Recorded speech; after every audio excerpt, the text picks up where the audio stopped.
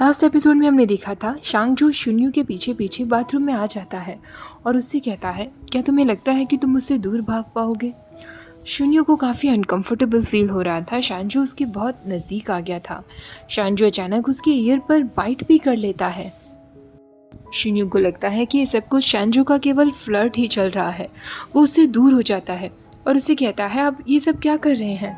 माना कि मैं आपका एक एम्प्लॉय हूँ, पर इसका मतलब ये नहीं कि आप मुझसे कुछ भी करवा सकें। मैं वो माउस बिल्कुल नहीं बनने वाला जिसके साथ कैट्स खेल कर चली जाती हैं। मेरी किडनैपिंग के बाद से आपके रिएक्शंस काफ़ी इंटेंस हो गए हैं, पर आपको ऐसा नहीं करना चाहिए। ऐसा कहकर वो बाथरूम से बाहर निकल जाता है।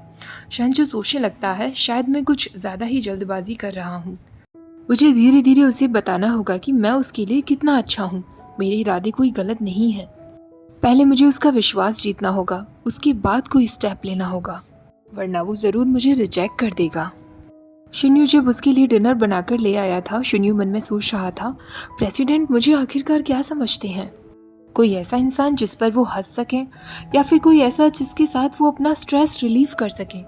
मैं ऑफिस में बाकी सारी सिस्टर्स से भी पूछूंगा कि क्या प्रेसिडेंट उनके साथ भी इसी तरह पेश आते हैं। वो खाना रखकर जा ही रहा था, तभी शेंजो उसका हाथ पकड़ लेता है। शेंजो उससे कहता है, आई एम सॉरी अभी जो भी कुछ हुआ उसके लिए। मेरा बिहेवियर ठीक नहीं था, पर जैसा कि तुमने कहा, तुम्हारी किडनैपिंग के बाद से ही मैं ऐसे पेश आ रहा हूँ, क्योंकि तुम मेरी वजह से किडनैप हुए थे। मैं तुम्हारा अच्छे से ख्याल रखना चाहता हूँ। तुम्हें लेकर मेरी इनसिक्योरिटी बहुत इंटेंस हो गई है। मुझे डर है कि कहीं तुम फिर से गायब ना हो जाओ। शुन्यू कहता है, ठीक है मैं समझ गया, खाना ख़त्म करते ही प्लीज़ आप अपने घर चले जाइएगा। पर शैनजो का घर जाने का बिल्कुल भी मन नहीं था। वो बहाना बना देता है और शुन्यू से कहता है, मेरे ड्राइवर यंग का कहना है कि उसकी वाइफ की तबीयत अचानक से ख़राब हो गई है, तो वो मुझे पिक करने के लिए नहीं आ पाएगा। अब तुम ये तो नहीं चाहोगे ना कि मैं कैब लेकर अपने घर जाऊं? अगर मैं अकेला हुआ और किसी ने मुझे फिर से किडनैप करने की कोशिश की तो? शुन्यू कहता है, प्रेसिडेंट आप यहाँ कैसे रहेंगे?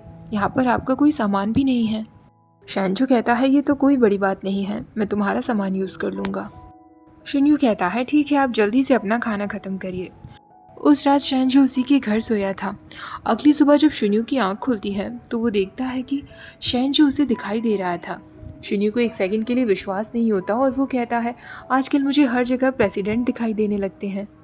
जब वो फिर से अपनी आंखें खोलता है तो वो देखता है शैनजो सच में उसके सामने ही बैठा हुआ था। अचानक वो घबरा कर उठ जाता है। शैनजो उसके रूम में टंगी हुई शर्ट को देखकर कहता है, मैंने तो तुमसे कहा था ना कि इस शर्ट को फेंक देना, फिर तुमने इसे फेंका क्यों नहीं है? शुन्यू कहता है, प्रेसिडेंट मेरी शर्ट वापस करिए। ऐसे ही अपनी शर्ट को छीनते छीनते शैनजू का पैर फिसलता है। वो बेड पर गिर जाता है और शुन्यू उसके ऊपर था। शुन्यू फिर उससे कहता है, मेरी शर्ट वापस करिए, मैं अभी भी इसे पहन सकता हूँ। शैनजू कहता है, मैंने तो कुछ नहीं कहा। शुन्यू कहता है, आप मुझे दीजिए, मैं इस शर्ट को फेंक देता हूँ। अचानक अब शैनजो शुन्यू के ऊपर आ जाता है और उससे कहता है, ये शर्ट आज मैं पहन कर जाऊँगा, उसके बाद तुम कल शर्ट को वॉश कर सकते हो। शैनजो अभी भी शुन्यू को अपनी बैग पर कैरी किए हुए ऑफिस की तरफ ले जा रहा था। शुन्यू देखता है कि आसपास के लोग उन दोनों की तरफ देख रहे थे। शुन्यू कहता है, बॉस अब आप मुझे नीचे उतार सकते हैं, हम ऑलमोस्ट बिल्डिंग में पहुंच गए हैं। वो अभी भी अपना पैर ठीक से नीचे नहीं रख पा रहा था, पर फिर भी वो उससे कहता है, आपने देखा ना, मेरा पैर अब बिल्कुल ठीक है। वो अपने लंगड़ाते हुए पैर से ही वहाँ से चला जाता है। शैनजो सोचने लगता है, अपने इंजर्ड लेग में भी तुम इतना तेज तेज चल रहे हो, क्या तुम्हें मेरे आसपास रहना इतना बुरा लगता है? शुन्यू के ऑफिस पहुंचते ही सोफिया उससे कहती है, मुझे तुमसे बहुत सारी बातें करनी है। तभी वो देखती है कि शैनजो भी उसके पीछे पीछे आ रहा था। वो शॉक्ड हो जाती है और शुन्यू से पूछती है, आज प्रेसिडेंट फिर से तुम्हारे साथ आए थे? शुन्यू कहता है, हाँ, पर इसमें इतना शॉक्ड होने वाली क्या बात है? वो आप लोगों के साथ भी तो इस तरह कभी कभी आते होंगे ना? सूफिया कहती है, बिल्कुल भी नहीं, अब तो मैं श्योर हूँ कि बॉस तुम्हें डिफरेंट तरीके से ट्रीट करते हैं। वो एम्प्लॉयज़ का कभी ख्याल नहीं रखते और उन्हें कभी भी इस तरह घर तक छोड़ने के लिए नहीं जाते। तुम ज़रूर बॉस के लिए स्पेशल हो, इसलिए वो तुम्हारे लिए ये सब कुछ कर रहे हैं। शुन्यू जब ऑफिस पहुंचता है तो शंजा उससे कहता है, यांग ने मेरे लिए कुछ ज़्यादा ही लंच लगवा दिया, मैं ये सब कुछ अकेले ख़त्म नहीं कर पाऊँगा, तो तुम भी मेरे साथ खा सकते हो। शुन्यू कहता है, मैं ये सब कुछ कैसे खा सकता हूँ? तो प्रेसिडेंट कहता है, क्यों, ये सब कुछ तुम्हारे टेस्ट का नहीं है? शुन्यू कहता है, बिल्कुल नहीं, ये सब कुछ तो बहुत टेस्टी है। मैं एक काम करता हूँ, बाकी सारी सिस्टर्स को भी बुलाकर लाता हूँ, हम सब बैठकर खाएंगे। शिन्यू जाने ही वाला था पर शेंझा उससे कहता है वापस आओ और मेरे साथ बैठकर चुपचाप खाओ। शिन्यू तुरंत वहाँ बैठ जाता है और वो दोनों साथ में लंच करने लगते हैं। कुछ टाइम बाद शेंझा उससे कहता है तुम मुझे एक खड़ूस बॉस मत समझो। मुझे पता है कि मैं कभी कभी बहुत स्ट्रिक्ट हो जाता हूँ, पर मुझे भी अपने एम्प्लॉयज़ को इनाम देना आता है। तुम मेरी वजह से हर्ट हो गए, मेरी वजह से तुम्हारा किडनैप हुआ, इसलिए मैं तुम्हें माफ़ी मांगना चाहता हूँ। तुम कुछ टाइम के लिए यहाँ मेरे साथ बैठ सकते हो। मेरी कंपनी ठीक से फंक्शन करना बंद नहीं कर देगी अगर उसका एक सेक्रेटरी डे ऑफ ले लेगा तो प्लीज़ अपने ऊपर इतना बर्डन कैरी मत करो। हर चीज़ को लेकर स्ट्रेट फॉरवर्ड रहो। शिन्यू मुस्कुराते हुए कहता है ओके प्रेसिडेंट। वैसे आज पहली बार मैंने आपको इतनी सारी बातें करते हुए सुना है। शेंझो उससे कहता है अब खाने पर ध्यान दो। शिन्यू लंच के बाद बाहर आकर अपनी मॉम से फ़ोन पर बात कर रहा था, जो उससे कह रही थी शिन्यू तुमने हमें नहीं बताया कि तुम अपनी बॉस की वजह से किडनैप हो गए थे। शिन्यू अपनी मॉम से कहता है वो एक मिसअंडरस्टैंडिंग थी मॉम, और मैं अब बिल्कुल ठीक हूँ, बल्कि बॉस तो मेरा बहुत ख्याल रख रहे हैं। कंपनी का वाइस प्रेसिडेंट जो शेंझो का फ्रेंड भी था वो ये सारी बातें सुन रहा था। शिन्यू की माँ उससे कहती है मुझे लगा कि तुमने कॉल इसलिए नहीं किया क्योंकि तुम बिजी होंगे, किसे पता था कि तुम्हारा किडनैप हो गया था। शिन्यू फिर उनसे कहता है मॉम मैंने आपको कहा ना कि प्रेसिडेंट मेरा बहुत ख्याल रखते हैं। तो उसकी माँ कहती हैं हम लोग और तुम्हारे प्रेसिडेंट दोनों डिफरेंट दुनिया से हैं, ये मत सोचो कि वो तुम्हारा ख्याल रखेंगे, उनकी बातों में मत आओ शिन्यू। अपनी जॉब को क्विट करो और यहाँ वापस आ जाओ।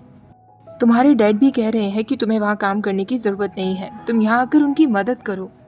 शिन्यू कहता है मैं समझ गया मॉम, अब मैं फ़ोन कट कर रहा हूँ, मैं आपसे बाद में बात करता हूँ। ऑफिस में एक एम्प्लॉय को शेंझो की डांट पड़ रही थी क्योंकि उसने एक कॉन्ट्रैक्ट में 100 की जगह 10 लिख दिया था। शेंझो उसे काफ़ी ज़ोर से चिल्ला रहा था। तभी शिन्यू वहाँ आता है।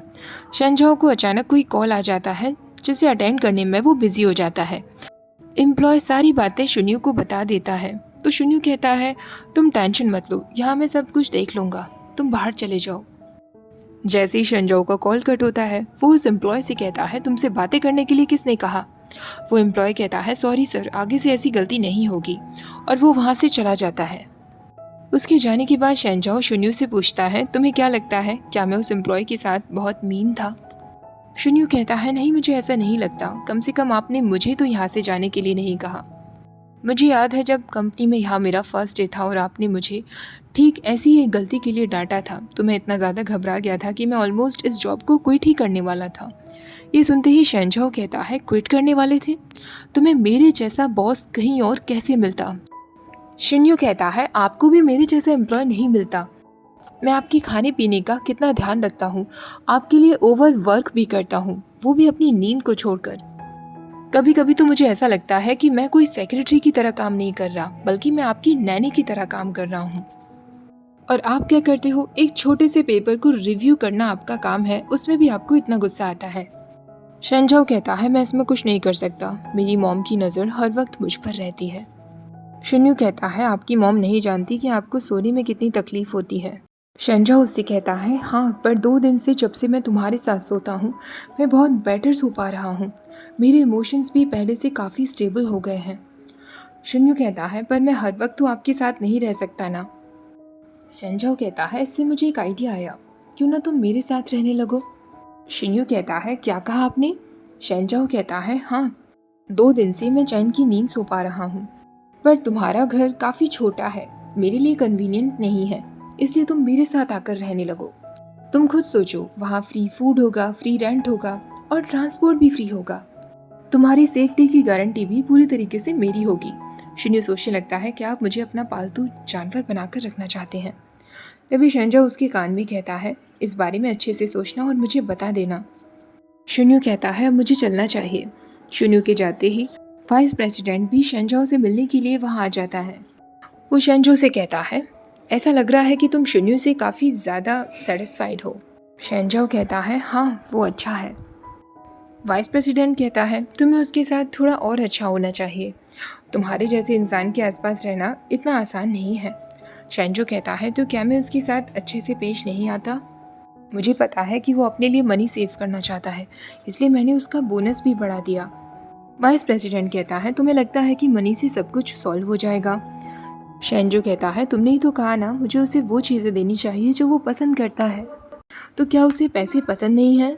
वाइस प्रेसिडेंट कहता है तुम्हें पता है शुन्यू ये जॉब इसलिए कर रहा है ताकि वो अपने पेरेंट्स को बेटर लाइफ दे सके। सोचो ज़रा उन्हें कैसा लगा होगा जब उन्हें पता चला होगा कि उनका बेटा किडनैप हो गया। तुम्हें पता है वो लोग इस चीज़ के खिलाफ हैं कि शुन्यू इस कंपनी में यहाँ काम कर रहा है। वाइस प्रेसिडेंट के जाने के बाद शेंजो सोच में पड़ जाता है।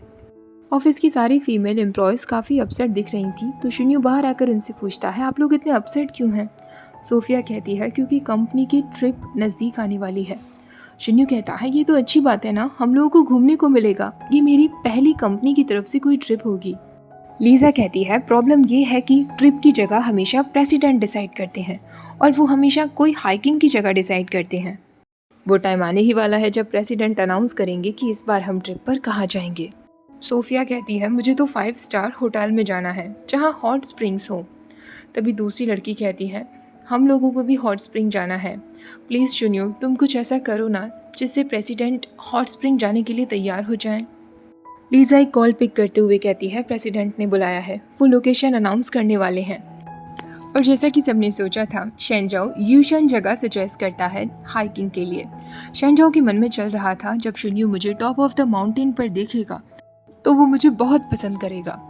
सब लोग खुश होने का दिखावा कर रहे थे। तभी लीजा कहती है बॉस हाइकिंग के लिए आपने बहुत अच्छी जगह चुनी है, पर शुन्यू का कुछ और सोचना है इस बारे में, एक बार हम शुन्यू का ओपिनियन भी जान लेते हैं।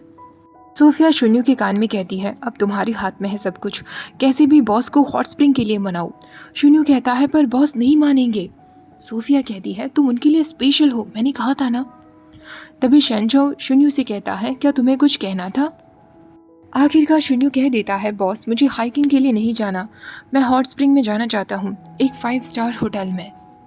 लीजा भी कहती है बॉस हाइकिंग के लिए शुन्यू ठीक नहीं रहेगा क्योंकि उसके पैरों में भी चोट है, शायद उसका कहना ठीक है, हॉट स्प्रिंग सही रहेगा। शेंजाओ कह देता है ठीक है फिर हम हॉट स्प्रिंग के लिए जाएंगे। सब लोग बहुत खुश हो जाते हैं। शुन्यू को इतना खुश देखकर शेंजाओ सोचने लगता है तो ऐसा फील होता है जब कोई हमारी वजह से खुश होता है। तो अगली सुबह हो जाती है। शुन्यू सोया हुआ था, उसके पास में शेंजाओ भी सोया था।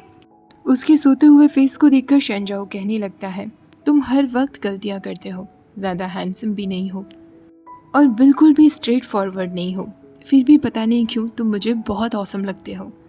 ऐसा कहकर शेंजाओ उसे किस करने के लिए आगे बढ़ता है, पर सडनली वो उससे अलग हो जाता है और खुद से कहने लगता है ये मेरी एक बैड हैबिट बनती जा रही है, मुझे इस हैबिट से जल्दी छुटकारा पाना होगा।